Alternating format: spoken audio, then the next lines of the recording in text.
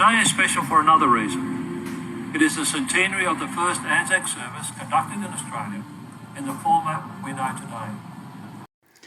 And at the end of this YouTube, you're going to see an exemplar of what a good Anzac Day service looks like in 2024, as established in 1924 at the Toowong Cemetery. Now, there is also a further historical bit of interest that is to be explored by the location of the exemplar at the Toowong Memorial Park. And that is because in the late 20s and 30s, Walter Harding, a resident of Wool Street, directly opposite Anzac Park, desperately tried to get Anzac Day services within the park and also have Anzac Park the location of Anzac Square, which ended up in the CBD, as we all know. And the other little bit of historical interest is that the services that Canon Garland were running at the Toowong Cemetery were growing in popularity so strongly that it becomes self-evident that a proper Anzac Square needed to be developed in the CBD. So enjoy the exemplar, and you might note that the MC of the event is James MacKay, who in his role as the counsellor for Walter Taylor was instrumental in the rebirth and the critical development in the importance of Anzac Park in the narrative of Anzac Day precinct at Mount Coot-tha.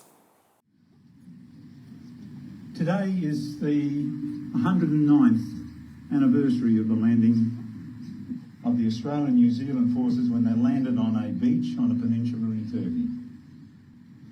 We here in Brisbane have good reason to feel a strong connection to the landing at Anzac Cove, as the Generals Hamilton and Bridges had identified the Australian 3rd Brigade would lead the landing on the beach.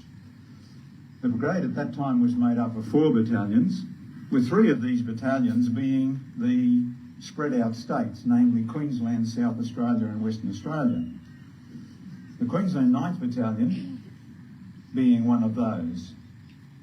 Although recruited from all parts of Queensland, they were raised and trained here in Brisbane at Fraser's Paddock, which we now know as the location of the Gallipoli Barracks at Enoggera. As such, there is no way to verify or refute, for that matter, the claim from 9th Battalion that Lieutenant Duncan Chapman was in fact the first man ashore.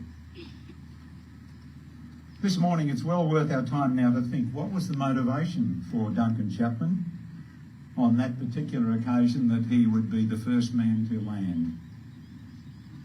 Then also, what was the motivations of the other members in his battalion and in his brigade, in his division and in the entire Anzac Corps?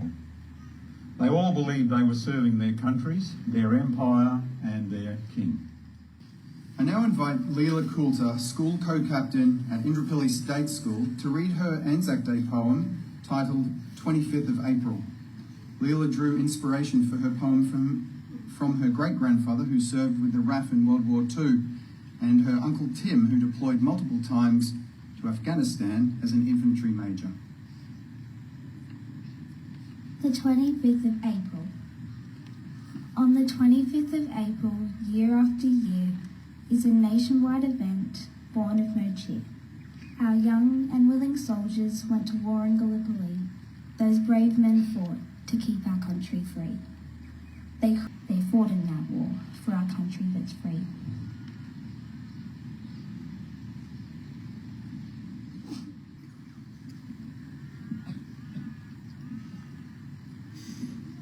I'd now like to call on Major Brooke Hasty, the officer in command of the company of officer cadets of the University Regiment, who will now provide the Anzac Day address, followed by Cadet Chris Armstrong, who will read the prayer of remembrance. The quiet of the dawn gives us an opportunity to pause and reflect on the sacrifice of those who have served, those who continue to serve, and those who will serve in the future. The cost of war, the human cost, has been immense, not just for those who made the ultimate sacrifice, but also for those who carry the physical and mental scars of war long after the fighting has stopped, and for the family members who support them, and for the family members and mates left behind. Wreath laying is an important part of Anzac Day tradition, dating back to at least the time of ancient Greece. The laying of wreaths symbolises the circle of eternal life. As we lay wreaths, we will be accompanied by Piper Thomas MacDonald, who will play the lament. Lieutenant Colonel Venz will now lay the first wreath on behalf of the Toowong sub-branch. I will then invite members of the official party in turn to lay their wreaths. If you have a wreath, you are encouraged to come forward and lay it, following the invited guests.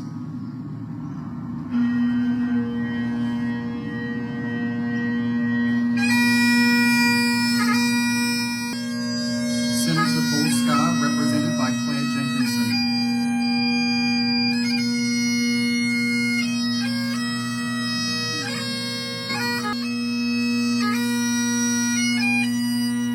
Councillor Penny Wolfe, the Councillor for Walker Taylor.